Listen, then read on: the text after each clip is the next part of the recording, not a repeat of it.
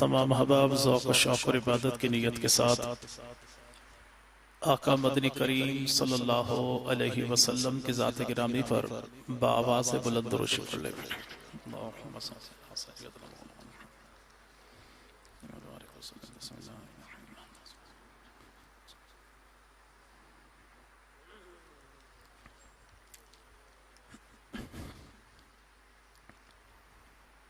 अल्हम्दुलिल्लाहि रब्बिल आलमीन अर्रहमानिर रहीम अल्लज़ी क़ाल फ़ी किताबिही मुहम्मदुर रसूलुल्लाह वल्लज़ीना मअहु अशिद्दाउ अलल कुफ़्फ़ारि रहमाउ बैनहुम अस्सलातु वस्सलामु अला सय्यिदिल अंबिया मुहम्मदिन नबील करीम अल्लज़ी क़ाल फ़ी खिताबिही इन्नल्लाह अख्तारनी व अख्तार ली सहाबी व अला आलिही व सहाबिही अजमईन। मोहम्मद के सहाबी का वो शाना याद आता है, मोहम्मद के सहाबी का वो शाना याद आता है। बदल कर भेस गलियों में वो जाना याद आता है।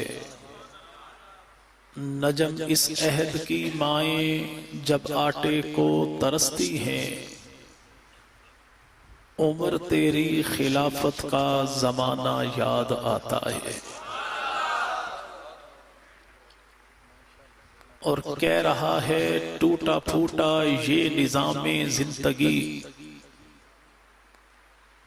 कह रहा है टूटा फूटा ये निज़ामे जिंदगी, फारूक तेरा तर्ज़े हुकूमत अजीम है। तनकीदन नहीं कह रहा, अकीदे का इजहार कर रहा हूं कि यहां पे एक लफ्ज इस्तेमाल हुआ दोस्त। तो हमारी दोस्ती का म्यार क्या है कि बस सादा सा है अपना उसूले दोस्ती कौसर, बस सादा सा है अपना उसूले दोस्ती कौसर। जो सहाबा से हो बेगाना हमारा हो नहीं सकता। और वो आईने मशीयत का शनासा ऐसा, वो आईने मशीयत का शनासा ऐसा, जिसके कदमों में हो कौसर वो प्यासा ऐसा। क्यों फखर से न झूमे रसूले अरबी, तकदीर से मिलता है नवासा ऐसा। इंतहाई काबिल सद एहतराम व ताज़ीम हज़रात अकाबरीन उलमाए किराम, बुजुर्गान मिल्लत, शुरफाए उम्मत, नौजवान दोस्तों, अल्लाह रब्बुल इज़्ज़त का बहुत बड़ा करम और एहसान है कि जिस खालिक की कायनात ने इस दौर पुरफितन में हमें आका मदनी करीम सल्लल्लाहु अलैहि वसल्लम की ज़ात मुबारका और आपकी पाकीज़ा आलो असहाब के जिक्र खैर के सदके यहाँ मिल बैठने की तौफीक अता फरमाई।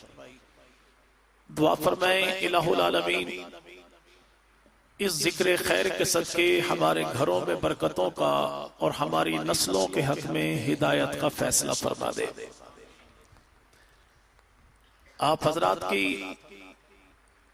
ये तारीख साज कॉन्फ्रेंस, जिसे उन्वान दिया गया अशरफ फारूक हुसैन का, और जो आप हजरात के ईमानी जज्बात की पूरे मुल्क पाकिस्तान में तर्जुमानी करती है कि इस उन्वान पर मुसलसल कॉन्फ्रेंस का इनकाद आप हजरात की ईमानी गैरत, आपकी दीनी वाबस्तगी, आलो असहाब के साथ पक्की सच्ची सुच्ची मोहब्बत का मज़हर है। और अल्लाह रब्बुल इज़्ज़त इस मोहब्बत को हमारी आने वाली नस्लों की रगो पे में जारी रखे। इमामुल अंबिया नबी मुबारक सल्लल्लाहु अलैहि वसल्लम की निस्बत से जमाने में इज्जत व अजमत की सल्तनत के हुक्मरान बनने वाले नबी पाक के मुसल्ले के शहीद फारूक आजम से लेकर करबला की धरती पर 72 जानिसारों के साथ जामे शहादत पीने वाले हुसैन इब्ने अली तक, अल्हम्दुलिल्लाह हम हर एक शहीद इस्लाम के गुलाम हैं, हर एक शहीद के खून के अमीन हैं, हर एक शहीद की फिक्र को लेकर चलने वाले अलंबरदार हैं।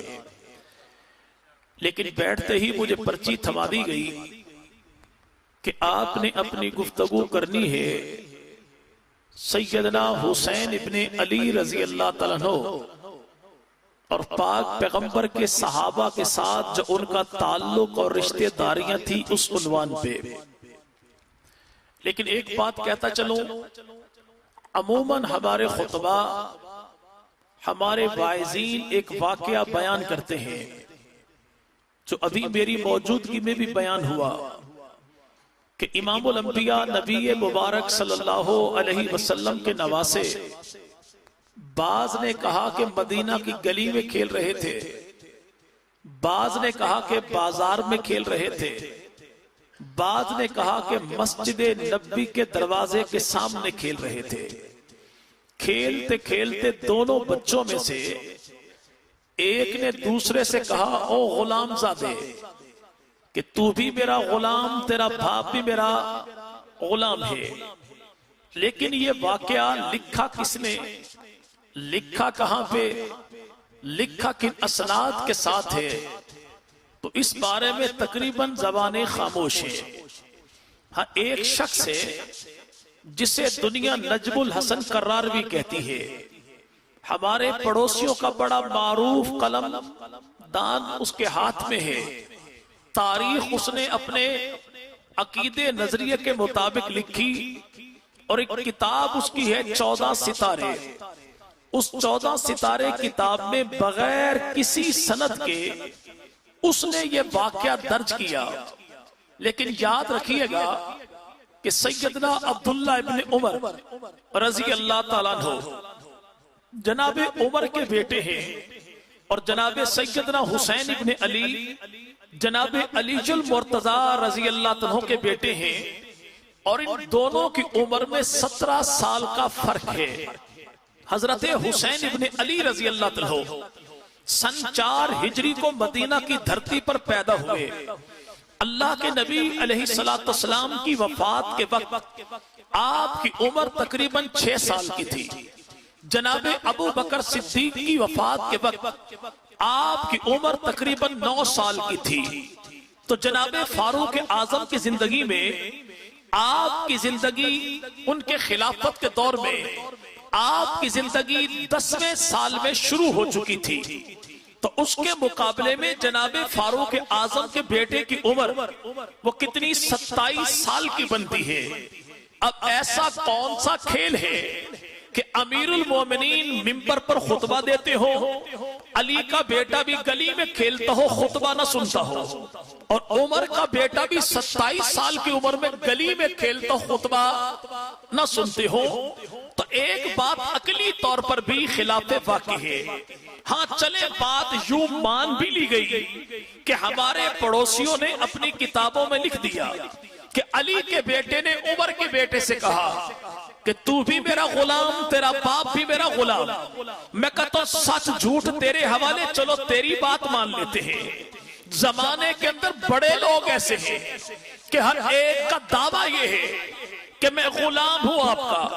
बाप जो हो तो सारे बेटे कहे अब्बा जी मैं तेरा गुलाम, अब्बा जी मैं तेरा गुलाम।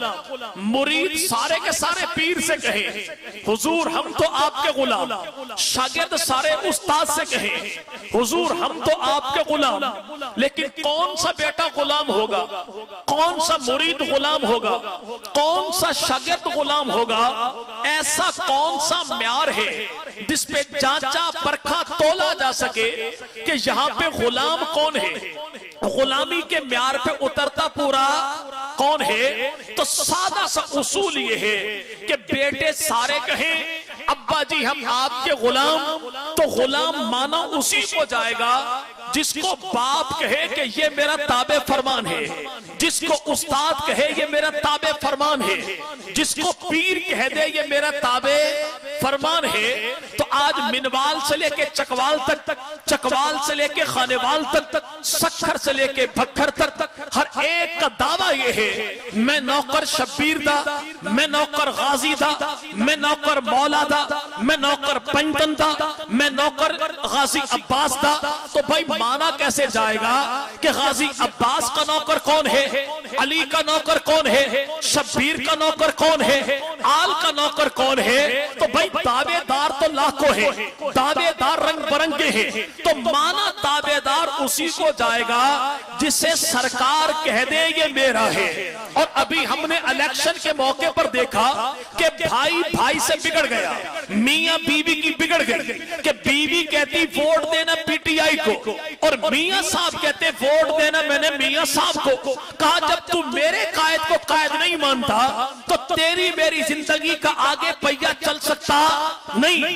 अगर इख्तलाफ राय हल्का सा हो जाए तो यहाँ पे दोस्ती खत्म, रिश्ता खत्म, घर बार खत्म, इज़्दवाजी जिंदगी खत्म, बोल चाल खत्म, सारे के सारे मामलात खत्म हो जाए कि मैं जिसकी इज्जत करता हूँ ये उसके बारे में तानो तशरी करता है, मैं इससे दुआ सलाम कैसे रखूं? मैं जिसको अपना लीडर मानूं ये उसी पे तनकीद करे, मैं इसको अपना लीडर कैसे मानूं? तो आज जमाने भर में जो लोग कहने वाले कहते हैं कि नौजुबिल्लाह सैयदना उमर फारूक आजम ने पैगंबर की नबूवत में शक किया, जो कहने वाले कहते हैं कि नबूवत की बात की तकसीम फारूक आजम ने की, जनाब अली के गले में रस्सी फारूक आजम ने डाली, अहले बैत के घर को आग जनाब फारूक आजम ने लगाई, सैयदा ज़हरा को ठुड्डे जनाब फारूक आजम ने मारे, मुहस्सन जैसे बेटे को जनाब उमर ने शहीद कर दिया, कुरान मुकद्दस में कुफर के सतून जनाब उमर ने खड़े कर दिए, खिलाफत जैसी दौलत जनाब अली से हजरत उमर ने छीन ली। तो भाई माना यह जाएगा जो तेरे कायद को बुरा कहे, जब तू उससे रिश्तेदारी नहीं रखता, उससे भाईचारा नहीं रखता, उससे ताल्लुक नहीं रखता, उसको अपना नहीं कहता, तो अली के लाल ने मदीना की गली में ये पर्ची पे तहरीर नहीं लिखी बल्कि कैरेक्टर सर्टिफिकेट जारी किया है।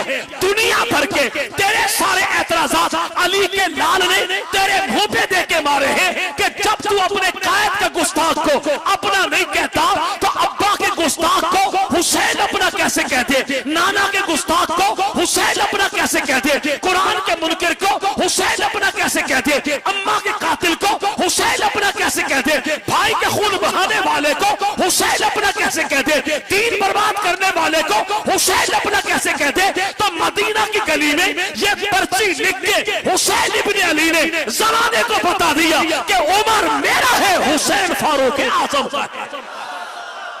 अगर नौजुबिल्लाह फारूक आजम के किरदार में, सीरत में, आमाल में, अकबाल में, गुफ्तार में, किरदार में कोई कमी होती तो अली का लाल कभी भी उमर को अपना न कहता। और ये तो हुसैन इब्ने अली है। अगर हुसैन इब्ने अली के बड़े भाई से पूछो ना, जिसे दुनिया सैयदना हसन इब्ने अली कहती है, हसन मुज्तबा कहती है, नबी की आंखों का नूर कहती है, उम्मत का इमाम कहती है, और जिसे इत्तिहाद उम्मत का अलंबरदार जनाब हसन मुज्तबा कहा जाता है, वो हसन मुज्तबा रजी अल्लाह तआला कौन है कि जनाब हसन मुज्तबा फरमाते हैं कि मेरे बाबा अली ने मदीना को छोड़ के कूफा की धरती पर डेरे जो लगाए, 5 साल का अरसा जनाब अली जल मुर्तजा ने कूफा की धरती पर गुजारा। का खुदा की कसम मैंने जिंदगी भर कोई एक अमल अली का ऐसा नहीं देखा कि उमर ने और किया हो, अली ने और किया हो। कि जनाब अली जल मुर्तजा खुद इरशाद फरमा देते हैं कि खुदा की कसम मुझे जिंदगी भर तमन्ना यही है कि अल्लाह अली के दामन में वो सारे आमाल जमा कर दे जो आमाल तूने खत्ताब के बेटे उमर को अता फरमाए थे। और कहा कि जनाब अली जल मुर्तजा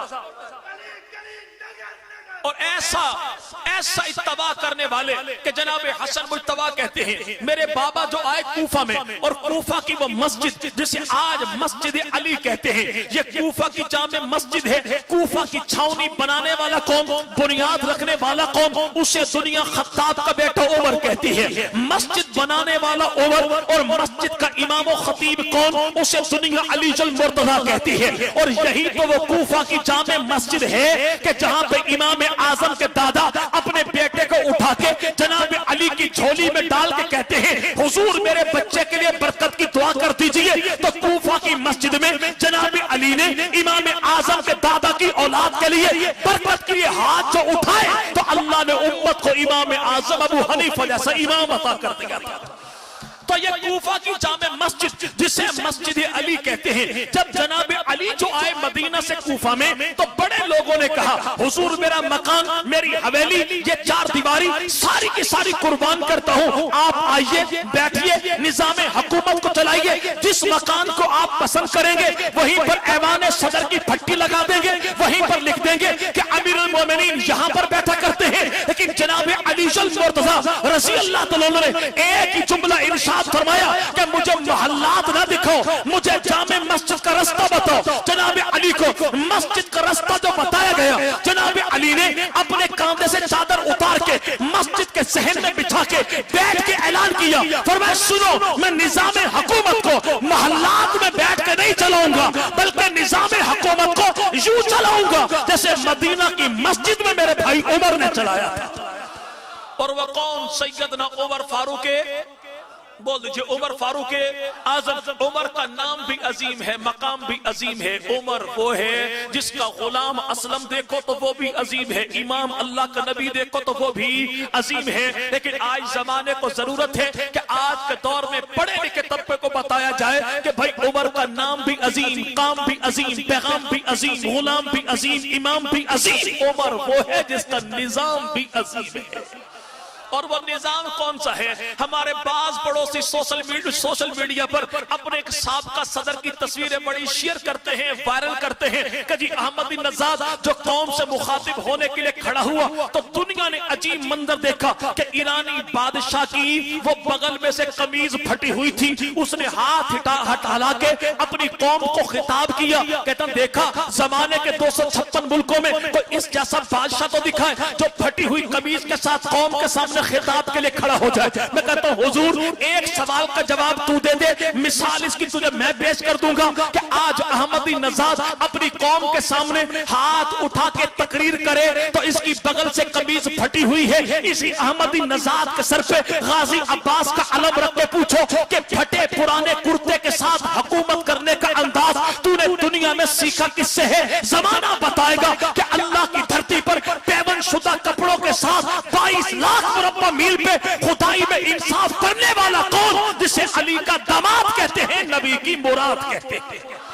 वो कौन? सैयदना उमर फारूक आजम रज़ी अल्लाह तआला है। आज बाद लोग तस्वीरें शेयर करते हैं कि वो अहमदी नजाद जो है वो चटाई पर लेटा हुआ है, देखो कितने मजे की नींद सो रहा है। इससे पूछो खुदा के लिए चलना इमाम अली रजा की कब्र पर और इमाम अली रजा के मकबरे पे हाथ रख के बता कि चटाई पर बगैर सराहने के मीठी नींद सोने का फन तूने सीखा किससे है? तो जमाना जानता है कि ईरान रूम की धरती से जासूस आ गए मदीना की धरती पर और पूछा मदीना वालों से जरा ये तो बता दीजिए कि तुम्हारा ऐवान सदर कहां पर है, खलीफतुल मुस्लिमीन कहां है, अमीरुल मोमिनीन कहां है, तुम्हारा हुक्मरान कहां है? तो कहा सुनो मदीना की गली से बाहर निकल जाओ, वहां पे सरकारी चरागाह है, जो सरकारी बैतुल माल के ऊंटों को दौड़ दौड़ के चराता होगा वही मुसलमानों का अमीर खलीफतुल मुस्लिमीन सैयदना उमर फारूक आजम होगा। जासूस जो पहुंचा मदीना के नवा में अजीब मामला देखा कि सरकारी बैतुल में, सरकारी बैतुल चरागाह में, वह सरकारी चरागाह में वहां पे ऊंट तो चरते हैं लेकिन छोटी सी झाड़ी के ऊपर जनाब उमर फारूक आजम ने अपना वहां पे चादर डाली हुई है, नीचे लेटे हुए बड़े मजे की नींद से आने वाले रूमी जासूस ने हजरत उमर को उठा के कहा कहा मुसलमानों का अमीर कौन है, यहाँ पे कौन सा अमीर है? तो कहा सुन, अमीर कोई नहीं, हम मुसलमानों के खादिम से मिलना हो तो खत्ताब का बेटा हाजिर है। कई बात तो बता दीजिए, इतने मजे की नींद तू सोता कैसे है? तो फारूक आजम फरमाते हैं कि जब कोई हुक्मरान अपनी आवाम के अंदर खुदा की मखलूक में इंसाफ करता हो, जुल्म न करता हो, तो मखलूक भी उसकी मुहाफिज बनती है, खालिक भी उसका मुहाफिज बनता है। का हुक्मरान रोम की धरती पे रोमन एम्पायर सुपर पावर ताकत है, लेकिन वहां के हुक्मरानों को तो अपने महल्लात में मीठी नींद नहीं आती। फारूक आजम फरमाते हैं जो शख्स अपनी कौम पे जुल्म करेगा रातों को बेताब रहेगा, और जो अपनी कौम में इंसाफ करेगा सहरा में भी मीठी नींद के मजे लौटेगा। वो करने वाले कौन? सैयदना उमर फारूक आजम। लेकिन आज हुआ क्या कि हमें मेरे भाई एफए में, बीए में आज मिस्टर चिप्स तो पढ़ाया जाता है, नबी की दुआ फारूक आजम नहीं पढ़ाई जाती। आज हमें क्रिसमस तो पढ़ाया जाता है, लेकिन अल्लाह के नबी ने तड़प तड़प के कैसे उमर को मांगा ये नहीं पढ़ाया जाता। आज मेरे भाई हमें लेनिन का निजाम तो पढ़ाया जाता है, लेकिन खिलाफत राशिदा का निजाम नहीं पढ़ाया जाता। आज हमें जमहूरियत के चस्के चटाए जाते हैं, लेकिन पाक पैगंबर का मोहम्मदी निजाम कैसा है हमारी नौजवान नस्ल को यह नहीं बताया जाता। आज मेरे भाई दुनिया भर के हिटलर, नेपोलियन की बातें तो बताई जाती हैं, लेकिन नबी की यूनिवर्सिटी के शागिर्द जनाब फारूक आजम का किरदार नहीं बताया जाता। आज हमें socialism, capitalism, federalism, nationalism, communism, ये दुनिया भर के बातिल निजाम पढ़ाए जाते हैं। वो निजाम नहीं पढ़ाया जाता जिस निजाम के जरिए अल्लाह ने दुनिया भर में कुफर को मगलूब किया था, मुसलमानों को अल्लाह ने गालिब कर दिया था। और वो निजाम कौन सा? निजाम मुहम्मदी, निजाम कुरान और सुन्नत, जो पाक पैगंबर के सहाबा ने निजाम अमली तौर पर नाफिज किया, उसे निजाम खिलाफत राशिदा कहते हैं। निजाम खिलाफत बोल दीजिए, निजाम खिलाफत राशिदा कहते हैं। और वो निजाम खिलाफत राशिदा कौन है कि आज 21वीं सदी में हमारी कौम को जो मीठी लोरी सुनाई जाती है, end of the term, end of the time, इंसान ने जो तरक्की करनी थी कर ली, इसके बाद इंसान मजीद तरक्की नहीं कर सकता। तुम कौन सा दीन मोहम्मदी की बातें करते हो? आज के दौर में दीन मोहम्मदी को नाफिज किया जाएगा तो इंसान तो पत्थरों के दौर में जा पड़ेगा। याद रखिएगा कि जिस दौर के अंदर अल्लाह ने मेरे पाक पैगंबर को दीन मोहम्मदी अता किया था, वो दौर पत्थरों का था, लेकिन अल्लाह ने दीन जो दिया, फिर दुनिया ने मंजर ये देखा कि हबशे का बिलाल चलता फर्शों पे है, आवाज अर्शों पे आया करती।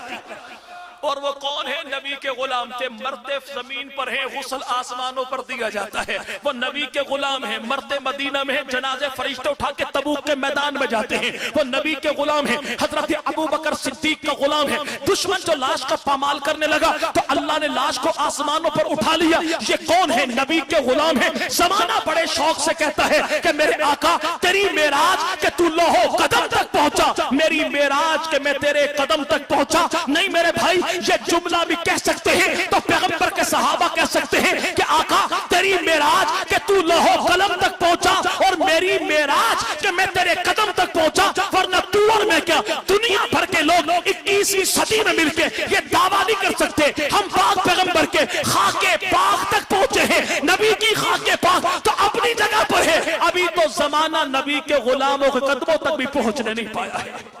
और वो क्या है मेरे भाई? अगर आज के दौर में देखें तो मेरे भाई मुख्तसर 2-4 सी हल्कियां, सैयदना उमर फारूक आजम रज़ी अल्लाह तआला का निजाम हुकूमत क्या है। आज मैं बात करूं कि फारूक आजम का निजाम हुकूमत यहां पे नाफिज होना चाहिए, तो बाज मेरे भाई जमहूरियत की डुगडुगी पर नाचने वाले बच्चे जमहूरों को बड़ी ख्वाहिश होती है। मैं कहता हूं चलो मेरी बात न मानो, लेकिन वो मेरे भाई जिनार रेजिडेंसी ज़ियारत का इलाका, कोयटा की धरती, लाहौर की धरती से कर्नल इलाही बख्श जो स्पेशलिस्ट डॉक्टर थे मेरे भाई टीबी के, जिनको बाई ईयर यहां से ज़ियारत रेजिडेंसी पे मुंतकिल किया गया था, और वो खुद कहते हैं मेरे जिना किताब के अंदर कि बानिया पाकिस्तान मोहम्मद अली जिना पे टीबी का इतना शदीद हमला हो चुका था कि वो बोलते थे लेकिन आवाज लबों से बाहर नहीं निकलती थी। मैंने अपने कान उनके होंठों पर लगाए कि देखो तो सही बानिया पाकिस्तान दुनिया से जाते जाते कौन सा पैगाम देते हैं। तो कब बानिया पाकिस्तान की जबान पे एक जुमला था, जब मैं ये देखता हूं कि अल्लाह ने फैज़े मोहम्मद मुस्तफा मुल्क पाकिस्तान अता कर दिया,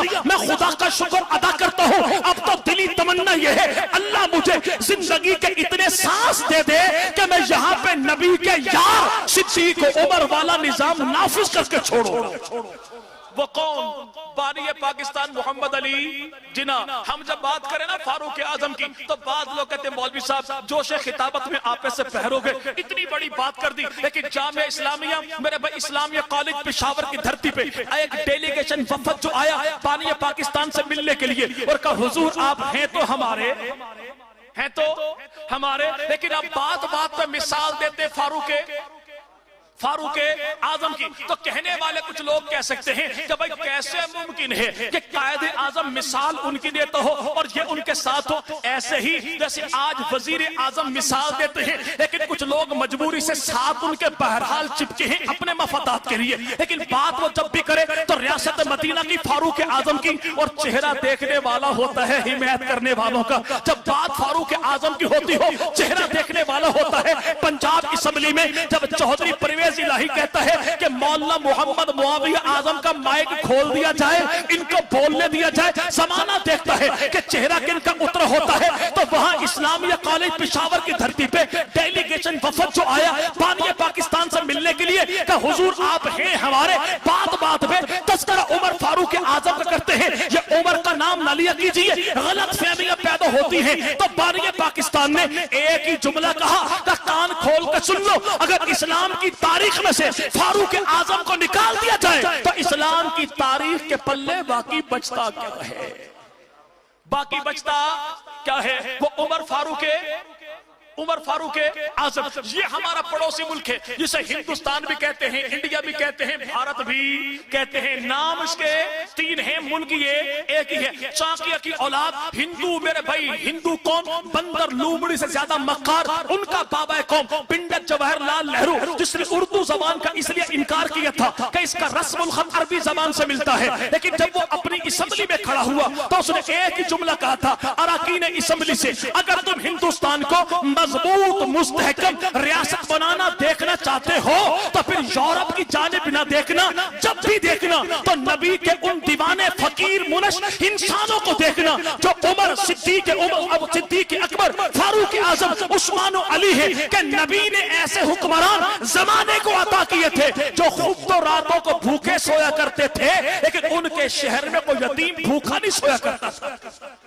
और वो कौन? यतीम तो अपनी जगह पर है। उमर फारूक आजम ने ऐलान किया था कि दुनिया मुझे ऐसा कोई सालार दिखाए कुत्तों को भी भूखा जो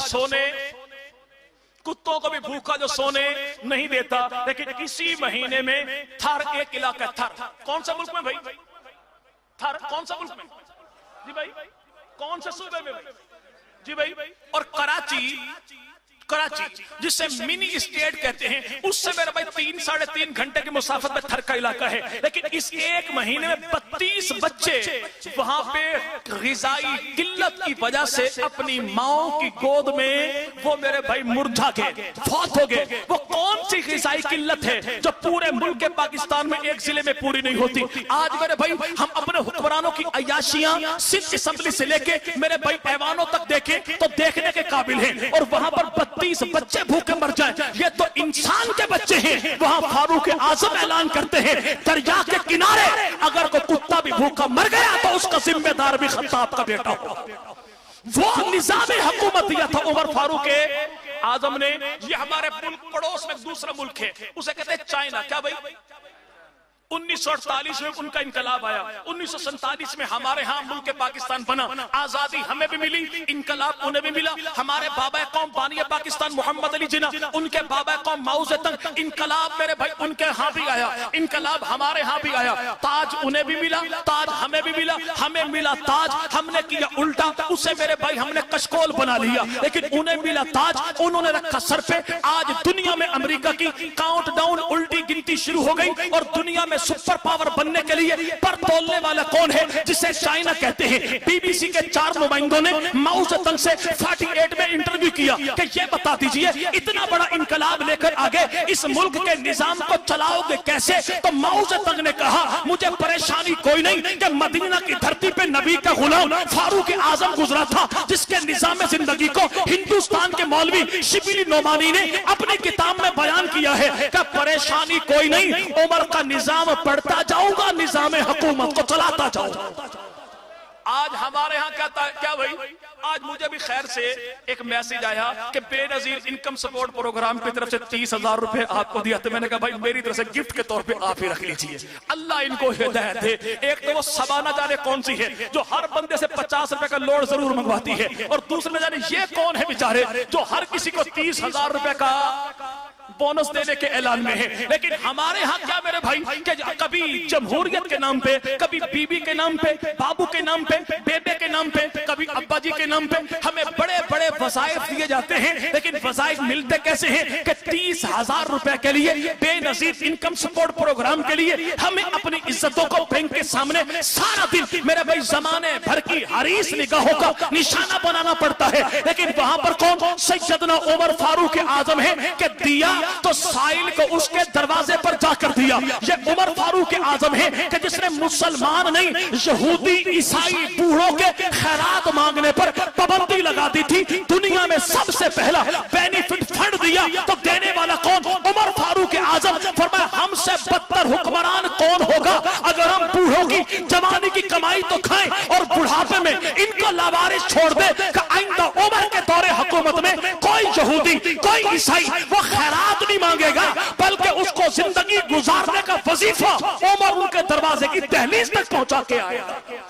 लेकिन एक मुल्क है नॉर्वे, कौन सा भाई, कौन सा भाई, वहां पर वजीफा मिलता है बेवा को, बेरोजगार को, मरीज को, हत्ता के मेरे भाई स्टूडेंट्स को वजीफा। और ये बेरोजगार को जो मिलता है ना भाई, जरदारी साहब ने दिया था प्रेसिडेंट फंड, क्या भाई रोजगार के लिए सबसे पहले दुनिया में रोजगार के लिए फंड देने वाला कौन, सैयदना उमर फारूक आजम। फिर कमेटी बना दी जाती कि जिसको फंड दिया, कर्जा दिया है, आया वो कारोबार करता भी है या नहीं करता। एक बूढ़ी अम्मा जो मेरे भाई तो अपने वो बुरके के अंदर मदीना के बाजारों में फिरती कि मेरे भाई आज जो बनती है ना यहाँ पे कि प्राइस कंट्रोल कमेटियां जो बनती है, ये बनाने वाले कौन, सैयदना उमर फारूक आजम। वो अम्मा मदीना के बाजारों में घूमती, रेट पता करती, अगर कोई ज्यादती करता तो रिपोर्ट ऐवान खिलाफत तक पहुंच जाया करती थी। सैयदना उमर फारूक आजम मार्केट में आते, किसी नए दुकानदार को देख के पूछते, ओ भाई क्या करता है जी, मैं तो ये काम करता हूँ। काम तूने सीखा भी है जी? सीखा तो कोई नहीं। कब दुकान को बंद कर दे। क्यों बंद करूं?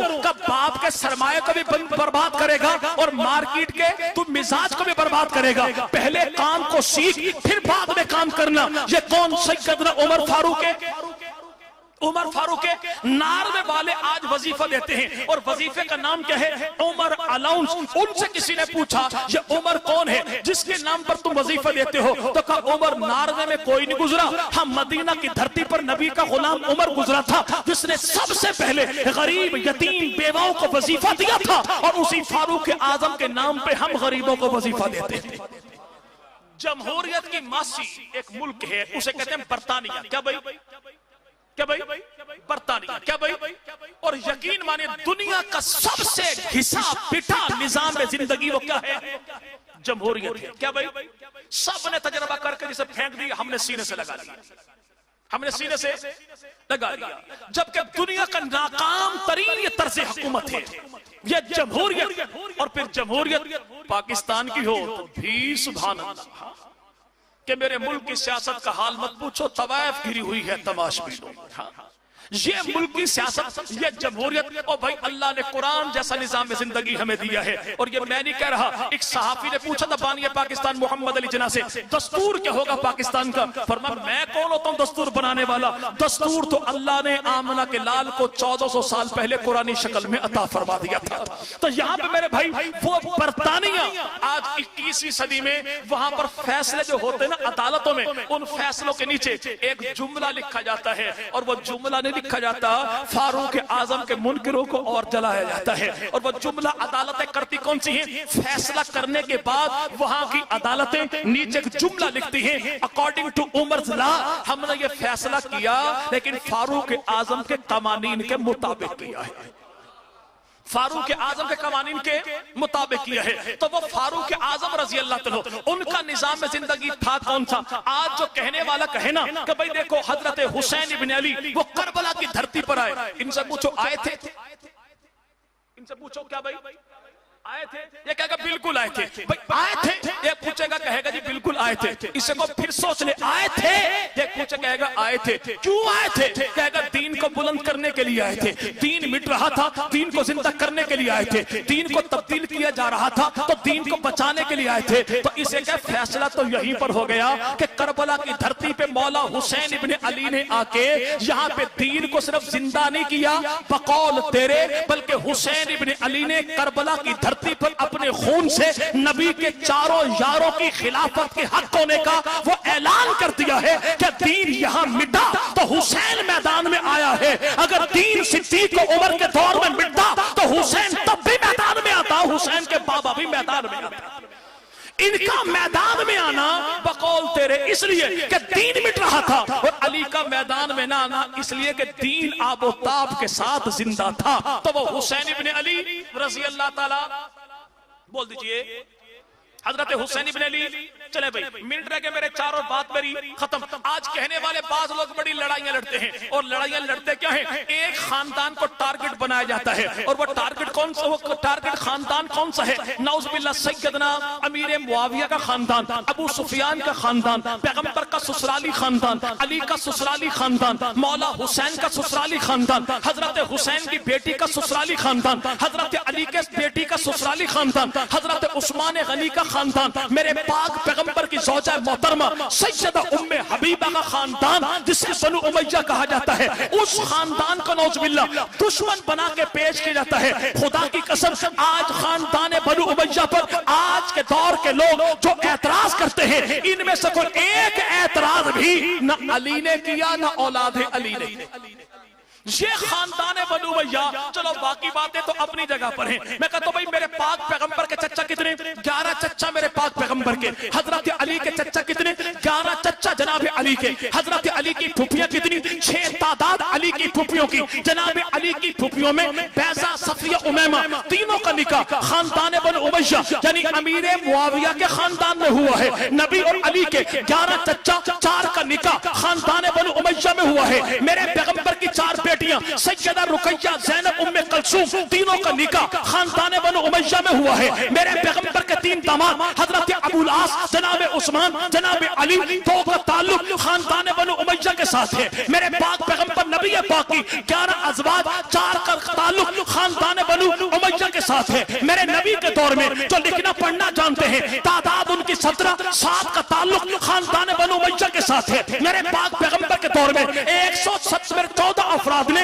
हबशा हिजरत की, 17 का ताल्लुक खानदान बनु उमैया के साथ है। ओहद के मैदान में 70 शहीद, 14 का ताल्लुक खानदान बनु उमैया के साथ है। मेरे पाक पैगंबर के दौर में मेरे भाई 36 सूबे थे, 36 गवर्नर मेरे पैगंबर ने बनाए। 26 कबीलों से 27 गवर्नर बनाए, और एक कबीले से 9 गवर्नर बनाए, और 9 के 9 का ताल्लुक भी खानदान बनु उमैया के साथ था। चलो ये बातें तो अपनी जगह पर हैं। हजरत अलीजुल मुर्तजा रज़ी अल्लाह तआला, जनाब अलीजुल मुर्तजा की मेरे भाई 9 बीवियां, कितनी? बोल दीजिए, बात खत्म करें। कितनी भाई? 9 बीवियां हजरत अली की। हजरत अली की पहली बीवी तो नाम उनका सैयदा फातिमा तो ज़हरा, सैयदा फातिमा के बाद जनाब अली की दूसरी बीवी नाम उसका सैयदा उमामा, उमामा की अम्मा तो नाम उसका ज़ैनब, उमामा का अब्बू तो नाम अबुल आस लुकैत इब्न रबी, और लुकैत इब्न रबी कौन? जिनका ताल्लुक खानदान बनु उमैया के साथ है। पैगंबर का निकाह खानदान बनु उमैया में, हजरत अली का निकाह खानदान बनु उमैया में। जनाब मेरे भाई हुसैन इब्न अली रज़ी अल्लाह ताला, हजरत हुसैन इब्न अली का एक बेटा करबला में शहीद हुआ जिसका नाम सैयदना अली अकबर है। वैसे 3 बेटे करबला में हजरत हुसैन के शहीद, एक का नाम जनाब अब्दुल्ला, एक का नाम जनाब अब्दुल्ला जिसे मेरे भाई अली असगर कहते हैं, इसका नाम अब्दुल्ला है। एक का नाम अली अकबर जिसका नाम उमर है, एक का नाम अबू बकर। अल तंबीह वल अशराफ किताब के मुताबिक सवाल इतना सा है कि जनाब अली अकबर जो मौला हुसैन के बेटे हैं, इनकी अम्मा कौन थी? तो जमाना भर के लोग जानते हैं, लेकिन बताने वाला पड़ोसी बताता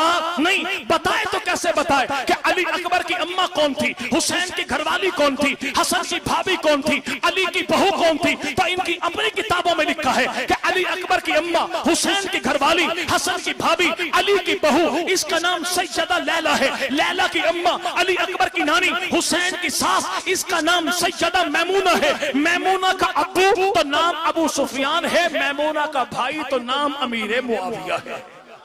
नाम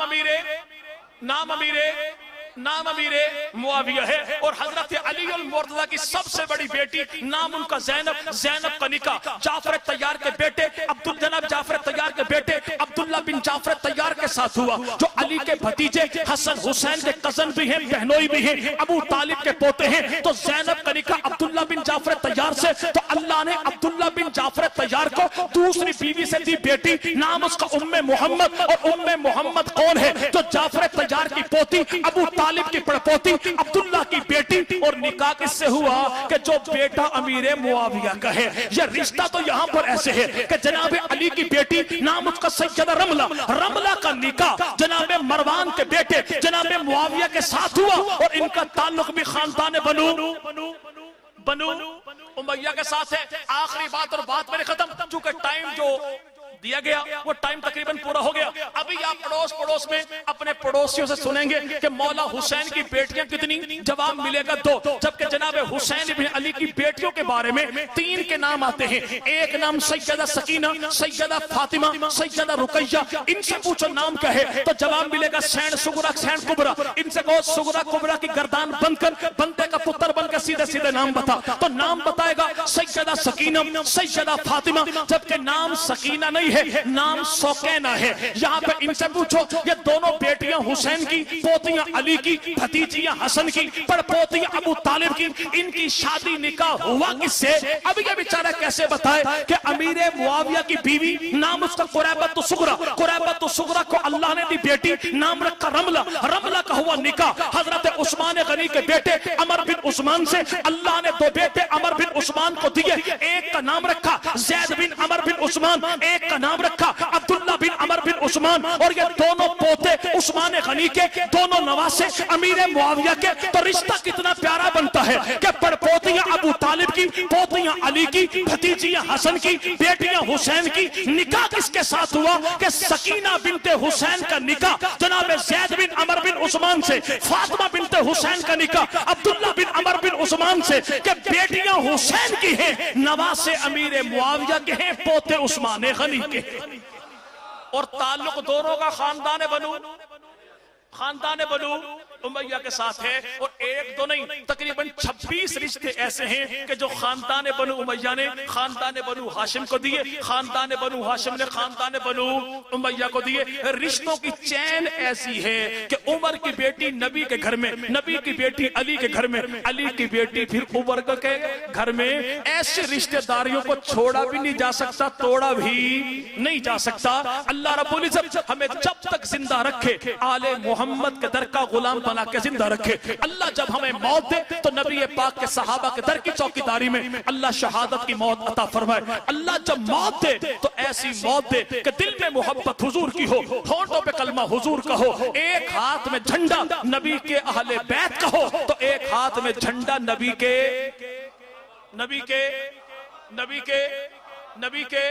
अच्छा भाई, एक सवाल बताइए, बात मेरे खत्म भाई। हजरत अली अल मुर्तजा रजी अल्लाह तआला के करबला की धरती पर कितने बेटे शहीद हुए? जी भाई चले 8।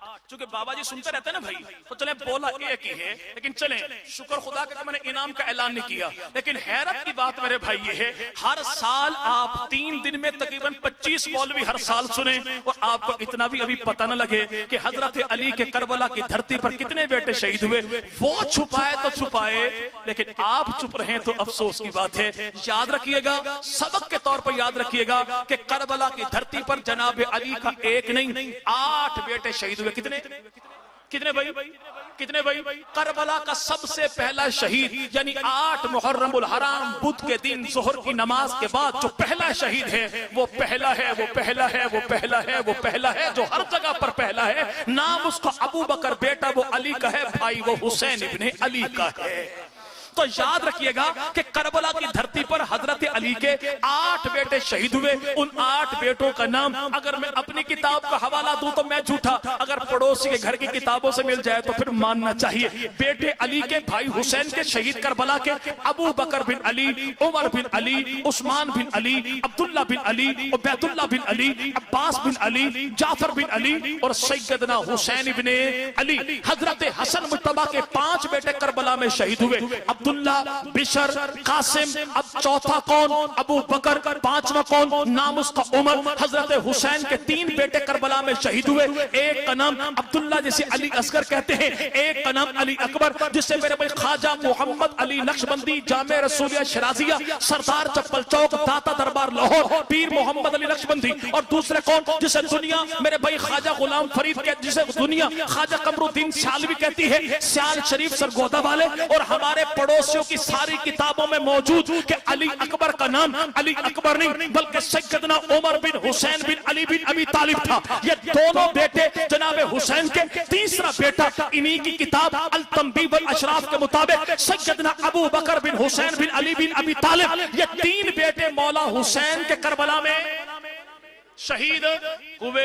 और बिल्कुल कतई आखिरी बात, वो हमारे बुजुर्ग कहा करते हैं भाई कि नात खान के आखिरी 2 शेर, खतीब की आखिरी बात और पंजाब का नेड़े, अल्लाह तीनों से बचाए। लेकिन इबारत सच्ची मुच्ची आखिरी बात और बात मेरी खत्म कि करना है हमने झगड़ा खत्म। झगड़ा खत्म यूं कर देते हैं कि कोई हमारा पड़ोसी यूं करे, जब जाए ना सवारी के लिए खर्चा वो करे, साथ लेके चले मुझे। मैं जब जाऊंगा उम्रे के लिए इंशाअल्लाह, कारी साहब ने ऐलान जो किया तो इंशाअल्लाह उनके साथ साथ वो मेरे साथ चले। वो जाके पूछे मदीना वालों से, मैं पूछूं करबला वालों से। करबला वाले जो कहें वो भी माने, वो मैं भी मानूं। जो मदीना वाले कहें वो भी माने, वो मैं भी मानूं। कि पूछो नबी के रोजे में कब्रें कितनी? जवाब मिलेगा 3। पूछो कब्रें किसकी? जवाब मिलेगा अल्लाह के नबी जनाब अबू बकर, जनाब उमर, जो नबी के पक्के सच्चे यार, नबी के पहलू में सोए। पूछो करबला वालों से मौला हुसैन के रोजे में कब्रें कितनी? जवाब मिलेगा 3। पूछो दरमियान में कौन? जवाब मिलेगा हुसैन इब्ने अली। पूछो दाएं कौन बाएं कौन? अब ये कैसे बताए कि दाएं को अबू बकर बिन अली कहते हैं, बाएं को उमर इब्ने अली कहते हैं। और अगर कोई कहे दलील क्या है, मैं कहता हूं झगड़ा करना किस बात का है। चलो जब तू खुद जाए तो मौला हुसैन के रोजे से 350 गज तो 1050 फीट के फासले पर दूसरा गुंबद नुमा इमारत है जिसे गंजे शहीदा कहते हैं। वहां के पटवारियों से पूछ लेना कि मुल्क भी तेरा, हुकूमत तेरी, स्टेट तेरा, डिपार्टमेंट तेरा, महकमा तेरा, चौकीदार तेरे। और इस गुंबद के अंदर गंजे शहीदा इसे कहते इसलिए है कि यहाँ पे करबला के सारे शहीदों के सर दफन है। जैसे इमारत में दाखिल हो सामने दीवार पे करबला के सारे शहीदों का नाम लिखा है। मैं पढ़ता हूं, ठंडा सांस लेके सुनता जा। अगर सुनने की पोजीशन में नहीं तो पढ़ता तू जा, सुनता मैं सुनता। अब ये सामने दीवार पर शहीदों के नाम लिख, ये कोई कारी असद इरफान ने जाके नहीं लिखे, ये मेरे भाई किसी चकवाल के मौलवी देवबंदी ने लिखे। ये तेरा मुल्क, तेरा डिपार्टमेंट, तेरी स्टेट है। और वहां गंजे शहीदा में सामने दीवार पर शोहदा के नाम लिखे हैं, 72 शहीद। फिगर सारे बताते हैं, इन्हें को गाजी अब्बास के अलम पे हाथ रख के बताओ 72 शहीदों का नाम क्या है जो गंजे शहीदा में सामने दीवार पर लिखे हैं। अब ये बेचारा कैसे बताए कि उनमें 5 का नाम उमर है, 3 का नाम अबू बकर, तो 1 का नाम उस्मान भी तो है। अल्हम्दुलिल्लाह हम आल वाले भी हैं, हम असहाब वाले भी हैं। अल्लाह जब तक जिंदा रखे हमें आलो असहाब के दर का चौकीदार और अल्लाह उनका कम्मी बना के जिंदा रखे। अल्लाह पाक मेरा आपका हामी नासिर हो। वो आखिर दावत